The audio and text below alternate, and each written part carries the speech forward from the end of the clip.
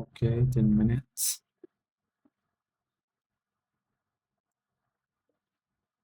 Okay. No more Now than turn to two section phone 3. number. Jessica. Okay. So Jessica is Section interviewing 3. Dr. Kitchening You will hear a for conversation between a the student, school Jessica, newspaper. and Dr. Kitching, a university advisor. First, you Okay. have some time to look at questions 21 to Everyone Jessica 25. knows is rather Pause the recording for 30 seconds. about how to ask for references.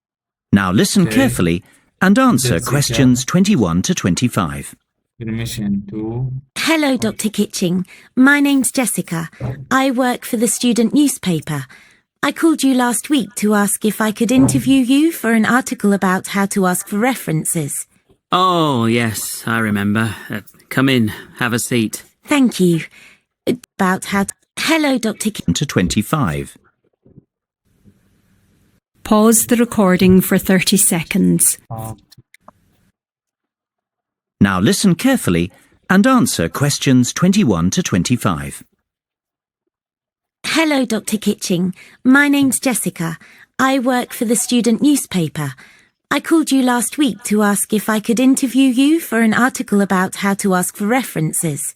Oh, yes, I remember. Come in, have a seat. Thank you. Do you have a few minutes now to do the interview? Yes, that's fine. Great. I got the idea to do this article because, well, everyone I know is rather puzzled about how to get references from professors when they need them for applications for jobs or postgraduate studies. And I thought since you're a professor and you've been working as a student advisor for many years also, what better person to ask? Yes, I have got some advice I can share on this topic. Where shall we begin? First of all, do you mind if I record our conversation? No, I don't mind. Thanks. Do you write many references yourself? Oh, yes, I certainly do. Let's see.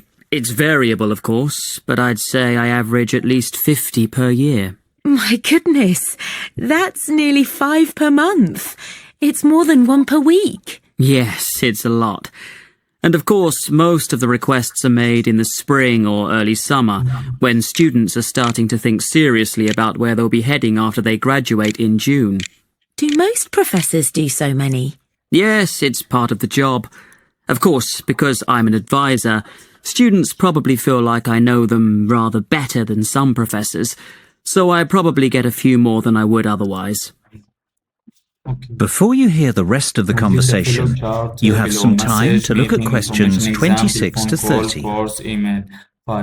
Pause the recording for 30 seconds. When asking for a reference after graduation, Now listen and answer questions 26 to 30.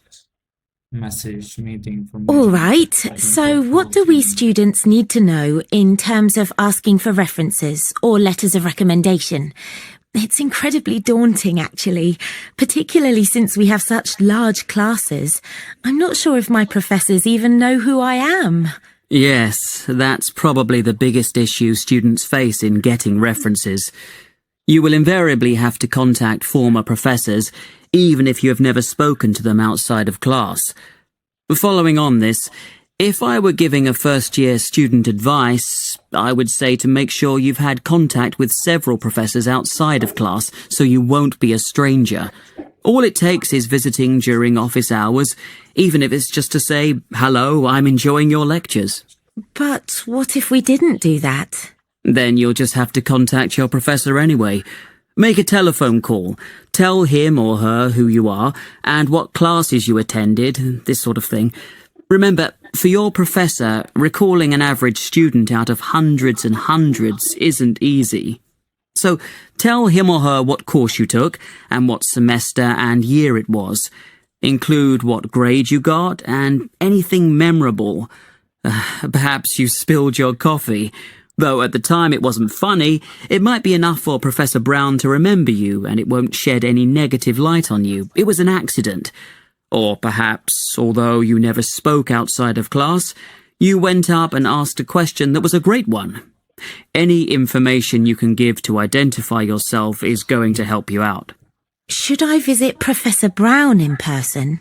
Yes, that would be ideal. I would suggest giving the information first over the phone, then follow up by emailing it to your professor. During the phone conversation, ask if you could meet briefly. This will be both a physical reminder of who you are and also another chance to make a good impression.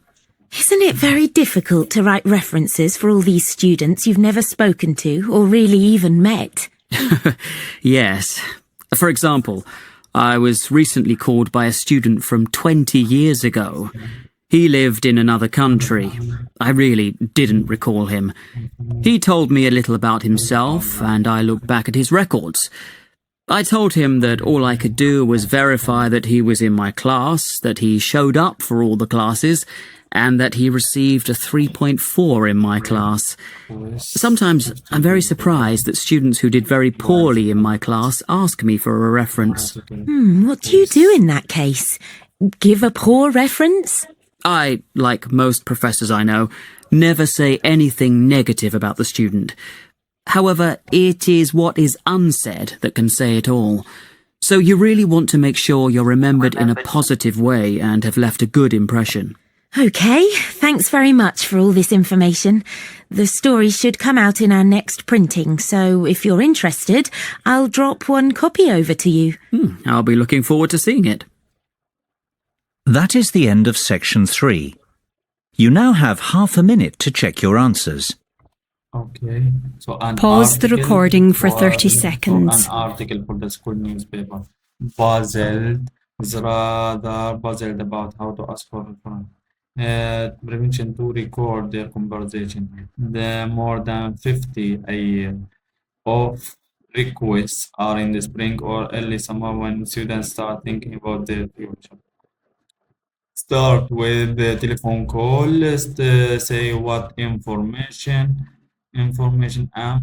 of course. Give any information to identify yourself. Follow with an email. Ask for a meeting. Okay, so it should be 10 out of 10. Okay.